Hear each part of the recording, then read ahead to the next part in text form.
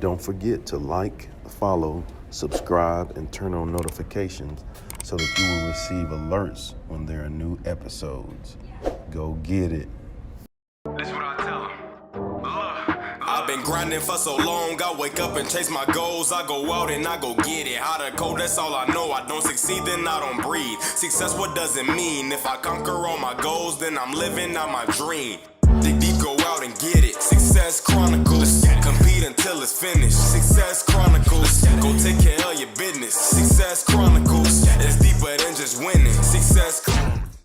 Hey, what's up, everybody? This is Chip Baker coming to you with another episode of the Success Chronicles, and I'm excited about this episode. So glad to have Miss Celina Shands on with us, a great lady doing some great things. And so first, I just want to say thanks so much for taking the time to interview with the Success Chronicles. Oh, Chip, it's such a pleasure to be here and it's so good to connect with you. Thanks for the opportunity to let me share my story. Yes. Well, let's dive into it. I know off air we talked about, your background and some of the things that you've been blessed to achieve. But if you don't mind, sharing that with the audience so they have an idea of who you are and what it is you do. Okay, well, I'm a Southern gal. I was born and raised in the deep South of North Carolina. And, like so many millions of the people in this country, I had a pretty tumultuous childhood where alcohol played a kind of a negative role in our family dynamics. Mm-hmm. So I kind of had to figure out early on who I could trust, right, and count on and build those relationships to kind of help me through this process. And fortunately for me, my sister was the constant in my life, my older sister, who really raised me. She got a worker's permit when she was a teen, and she made sure that I was safe, that I had food, school clothes. She really helped me. But most importantly, she instilled in me, you know what?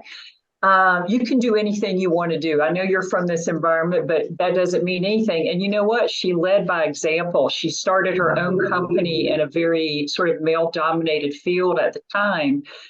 So through her support, I was able to go to a small private school and play sports so that I could channel that kind of anxiety, that negativity from my home life into something positive. So if my sister was my first mentor, I think sports is my second mentor. And Chuck, I know you know this, being a coach and, Fellowship of Christian Athlete, right? There's so much you learn from sports. And I will tell you, I played everything I possibly could. So I could be at practice rather than at home. So like softball, volleyball, basketball, track and field, you name it, I was on the team. Yes. And it's a wonderful experience. I know you know that from working with athletes and youth, right? There's just such a great thing you can learn. Yeah, I say sports is life. Yes. So true. And I think it helps you collaborate. You're competitive, but also helps you collaborate at the same time, in the team sports. So through that, I actually met my best friend there at that school, and her family took me under their wing. So there's my third mentor coming in, right? And they lived in the country. So I would go spend summers with them, and I would earn money by cropping tobacco and then playing sports in the afternoon, and kept that up. I was able to get a scholarship, fortunately enough, to play basketball in college. So that enabled me to continue kind of that educational pathway. I got a degree in business and marketing. And again, all the while meeting these mentors, my wonderful coaches, my colleagues on my team, my friends, all of that. I call them my pivotal people because they make a huge impact, right, through their mentorship. And then when I graduated, I got a degree in business and marketing, and I was kind of burned out because I was working all the way through school, and being an athlete, that is kind of a job in of itself, right? And so I took about 3 years off and went back to my hometown and just did odd jobs as waitress for a while and played on the beach. And then in 1984, Hurricane Diana was going to roll through my hometown. Now, in the South where I live, there's a lot of hurricanes that go there all the time. And what you do is you pack up all your stuff, you move it off the beach, and then you come back and see if your apartment is standing, right? And I just got tired of doing that. So 2 days before Hurricane Diana hit, I went and bought a new car and packed it up and then took off to go to California. And I thought I had $50 to my name, a credit card, and now a new car payment that I didn't know how I was going to make. But I figured, you know what? There's got to be something more to life. I got to get out there and kind of see. And I was scared, Chip. I was so scared. It was just like, oh my gosh. But I went anyway, and I ended up in San Francisco. And I will tell you, the transition from a small town in the South to the big city of San Francisco, that was a trip all of to itself. I had, like in the South, you know how you meet people and you make eye contact and you say good morning. Well, imagine doing that on the BART, and you've got all these people there, and I'm trying to say good morning to everybody. So it was like this big kind of culture shock, if you will. Yeah. But I learned kind of the culture there, and I ended up, through my love of sports, getting a master's degree in sports medicine. And that's when I started my first company when I was in my late 20s. It was called Life at its Peak. And I helped doctors kind of integrate sports medicine as part of their practice. But then insurance laws changed, and the model that we had developed kind of became outdated. So this as an entrepreneur, you have to kind of constantly reinvent yourself. So I decided to move to San Diego and took a job as a marketing director for the San Diego Health and Human Services Agency. I happened to write a business plan for a foster youth facility as part of my work there. And someone who was on that board recruited me and said, I think you need to come and work for us, which was an organization that was focused on workforce development. Now, that's a weird term. Have you ever heard of that term? Being an educator, you probably have, right? Yes. Yeah, exactly. I didn't have a clue what workforce development was. And once I understood that it was this entire public sector system that receives federal funding to help youth and job seekers find their career path through education and training, I was hooked, because when you think about the story I just shared, this is something I've been doing my whole life, right? Is through the help of my mentors. Well, what is the next path to get me to my dreams? So I worked with that organization for 4 years, and I began to realize that I could really use my talents to help this whole public workforce system, which is national, along with education partners like community colleges, adult school districts, with the model that we developed in San Diego. So that's how, I came to this current company, Full Capacity Marketing, and we're in our 21st year, which makes me feel kind of old saying that, but I'm kind of proud too. We made it. That's awesome. So that's where we are today. And yeah, Full Capacity Marketing. So what we do there, just so kind of get a context there, we help organizations that have a mission of workforce and education. And so these organizations can be like the one I just described in San Diego, but a whole host of nonprofits and public sector organizations. And what I love about helping these organizations is that they're dedicated to serving or helping to serve underserved and underrepresented populations to find a better life through training and education. And so what we do with these organizations is we help them build a highly valued brand within their respective communities. They don't have a lot of money to go out and do community outreach. So therefore, they're kind of like the best kept secret. So here you may have someone struggling that doesn't have the money to go to a 4-year university, which many people don't. And so what are they? They're kind of left out in the cold. Like, well, they need to be able to find an educational path and get skills as well. So that's what we do. We help them build a brand so that these youth, the job seekers and students, they're visible to them and they know how to go and access those services. And That's awesome.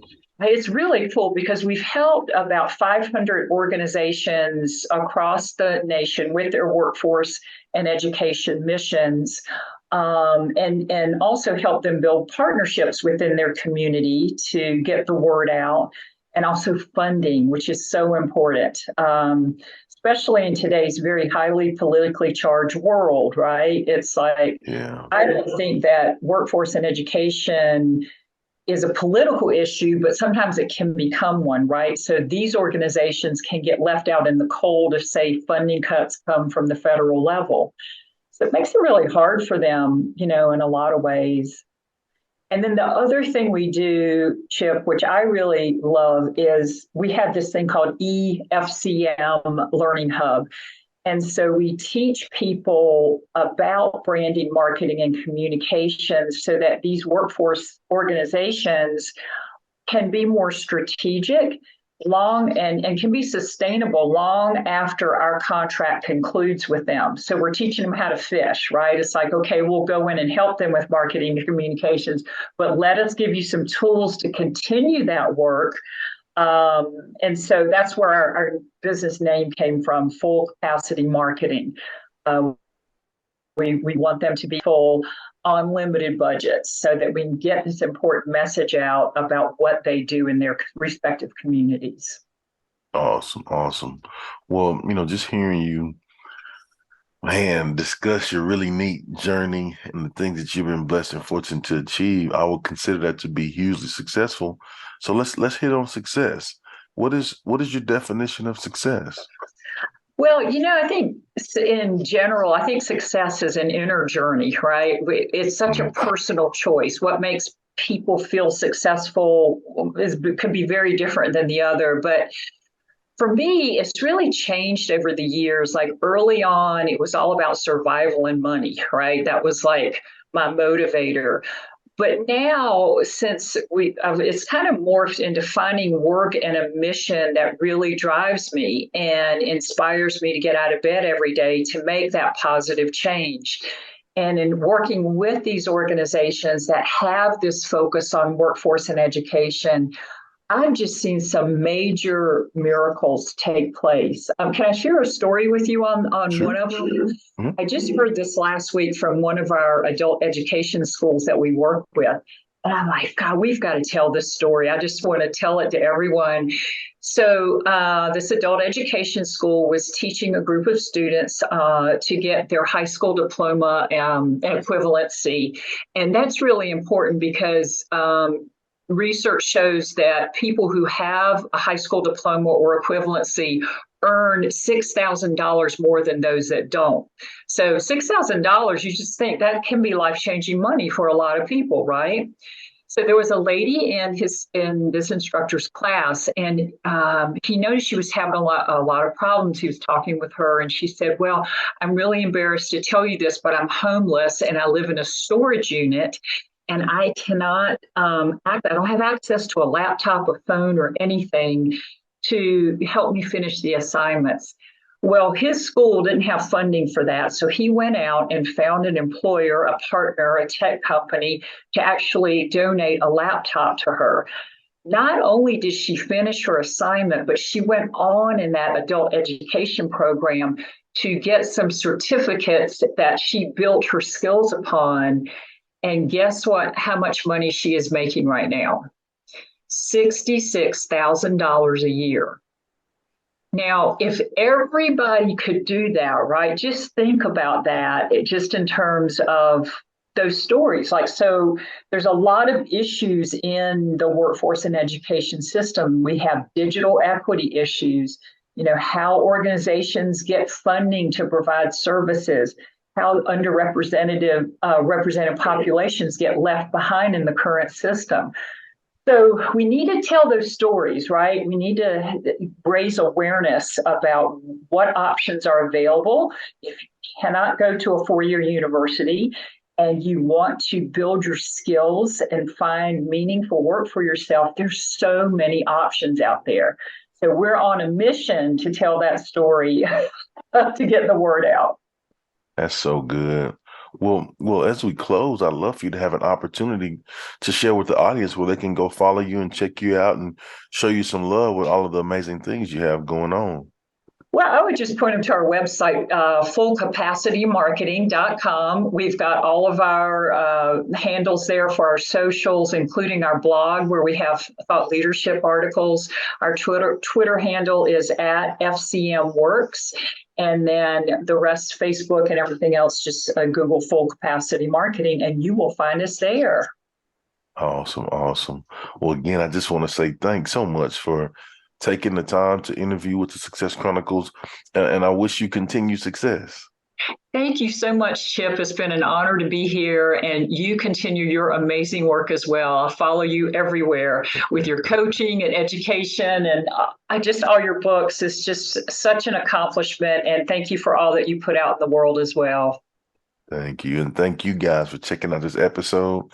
We'll see you next time. God bless. Go get it.